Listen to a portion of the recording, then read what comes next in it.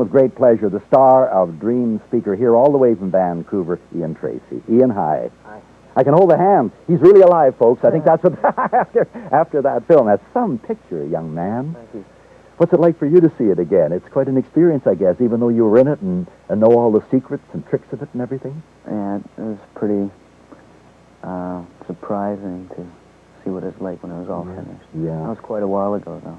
Ian, I want to talk to you a little bit tonight about the picture, of course, and your role in it, and particularly about the strong identification I know everyone felt watching tonight between you and Peter, the boy. Yeah. So it's almost as though I have Peter in front of me, and I want to talk to you that way. Might be a little unfair because an actor is one thing and a character is another, but there seemed to be such a fusion between the two of you that. Why did you commit suicide in the end? Isn't that the darndest question to ask, I guess, why he killed himself? So why did you? Well, I think that Peter more or less felt that his life, well, he had nothing to live for anymore. Because when he escaped from the asylum, or from the institution where he was, and he found the two Indian friends, that, like, he had someone to care for, and he cared for them, too. Or they cared for him.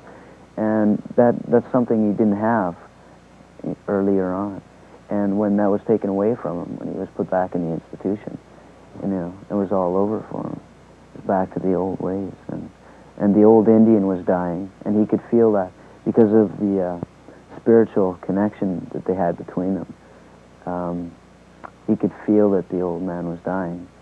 So, Now, the feeling, that comes across awfully well, but that shot of the ward of the old Indian up in the... I said I'd tell people how to pronounce... No actor's ever got more publicity. You can tell George when you meet him. I said Clutesi, and it's not. It's Clutesi. Clutesi. Yeah. Thank you very much. I had a feeling I was going. George Clutesi, wherever you are, accept my apologies. George Clutesi. Okay. The scene in the tree where the mute ward, the young man, puts the gun in, is just... but that last shot, though, he puts you in some sort of heavenly position, and the picture, it demanded that, didn't it? Or do you think that was too soft? Were there any worries? I think it was better for the picture because such a hard ending where all three of them one dies and the other two commit suicide. It has to have, it's got to be softened up a bit, just to soften the blow. They gave it a soft. I'm glad. I sometimes like hard, strong endings. But boy, there is one ending. I don't know what I would have done if there hadn't been that last scene, which showed them somewhere. God help the three of them alive and splashing in the water, and a very lyrical way after the scene before.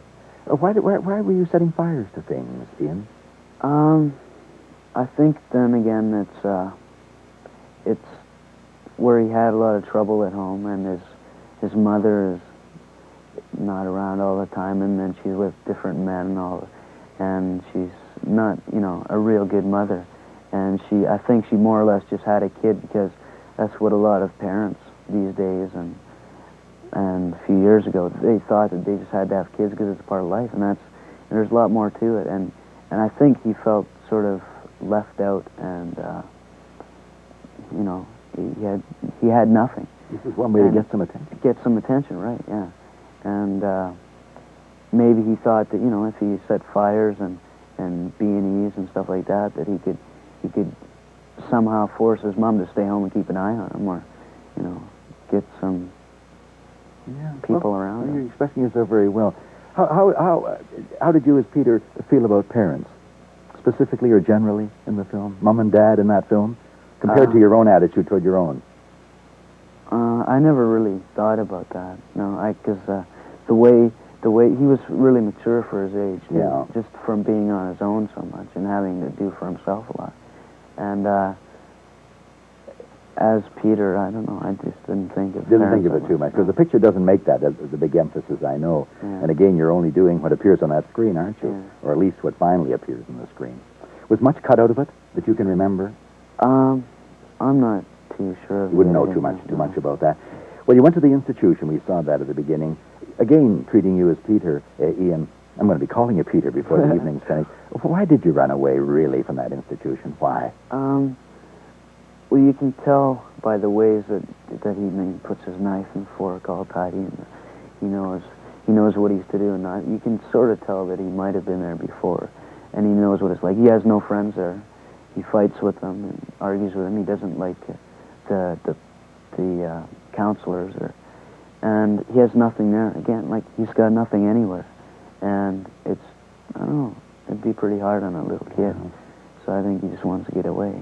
Funny about institutions, isn't it? As well-meaning as some of them are, they have embedded in them almost their own cancerisms, don't they? And their own horrors. And, you know, there are institutions in this world that set out to do good things for people.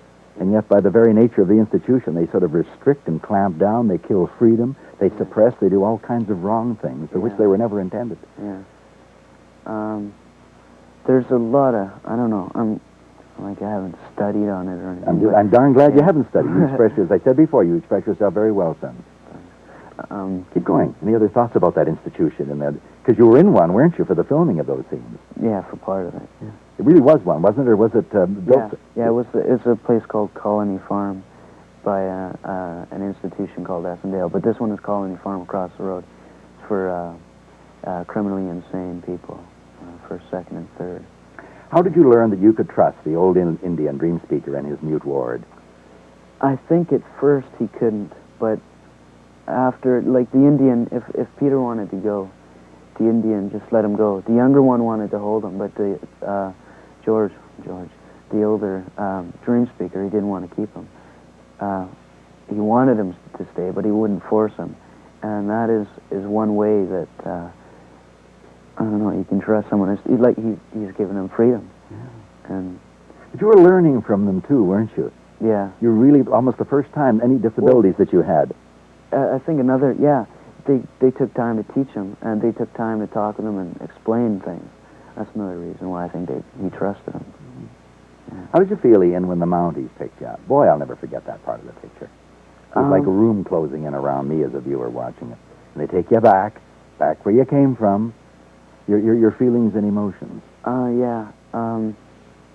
It's like a relapse of a terrible thing, and it could be the same as somebody that was in the war having to go back again. You know, it's such a terrible thing, and they don't want it to happen all over again, and it is going to, whether they like it or not. How long to make the picture back in '76? About a month. 4 weeks? Yeah. I guess it was on a fairly limited budget, wasn't it? I think Claude pushed a bit, you know. Claude pushed a bit? Yeah, he's the type of director that if he wants something done, he'll get it done. Did you like working for him? Yeah, How did he get the performance out of you, Peter? How did he work with you?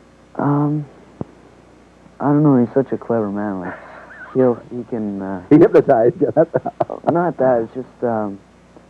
he had ways of doing things without you realizing that he was working on you. Yeah. I think he knows just about every aspect of the business, and he has ways of making his actors feel what they're kind of just about to be doing. Taking an indirect approach. No, it sounds a lot like Carol Reed working with another little boy. Look what I'm talking to here. Away back with a fallen idol back in the latter part of the 40s too. He used every device in the book without ever really getting him to act, and got a terrific performance. Well, it's been exciting meeting you, sir. And don't go away, but it's been great, Ian, telling us and speaking so liberally and honestly about the picture. I want to see it again.